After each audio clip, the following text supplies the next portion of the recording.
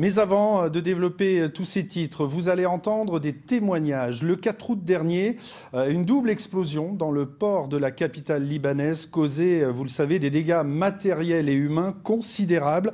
2 jours plus tard, une infirmière, sapeur-pompier volontaire et un sapeur-pompier retraité du Cher décollaient pour le Liban avec les pompiers de l'urgence internationale. De retour de Beyrouth, ils nous racontent aujourd'hui leurs expériences, des témoignages recueillis par Céline Durchon et Guillaume Souda.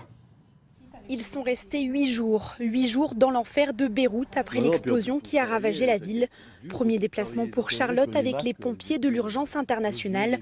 André, lui, a plus d'expérience, mais on ne s'habitue pas à ce genre de mission.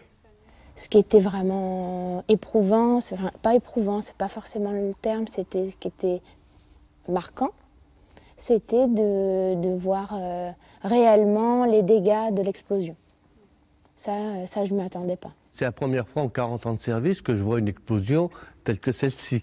Donc ça a fait un cratère de 40 mètres, large, énorme, et donc la mer elle a rempli. Et c'est vrai que c'est impressionnant, ces silos ils sont impressionnants. Moi je m'attendais en tout cas à faire beaucoup plus de blessés.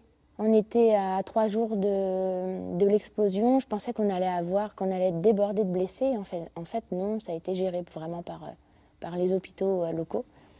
Et nous, on s'est plus mis à disposition des pompiers et pour les aider, pour aller rechercher les corps. Et on s'est vite rendu compte que ça allait être compliqué de retrouver des vivants. On faisait passer nos chiens et ils marquaient un endroit. Et donc après nous on disait aux pompiers locaux, eh bien c'est ici qu'il faut creuser.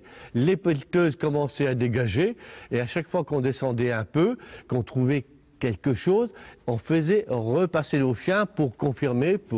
Et grâce à ça, on a découvert 4 sapeurs-pompiers sous les décombres. La population, oui, on était en contact. Il y avait ce côté fraternel. Ils nous ont beaucoup remerciés d'être là, d'être présents, de les aider.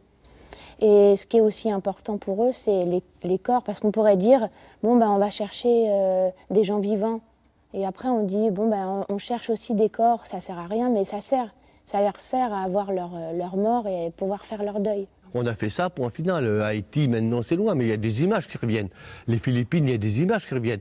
Mais voilà, et je suis content de les revoir, ces images, parce que ça fait voir que on est des êtres humains. Hein. C'était la première fois que je partais. On est une équipe, on était 2 équipes de 10, des PUI, et c'est essentiel cette fraternité entre nous pour que les difficultés paraissent beaucoup plus simples.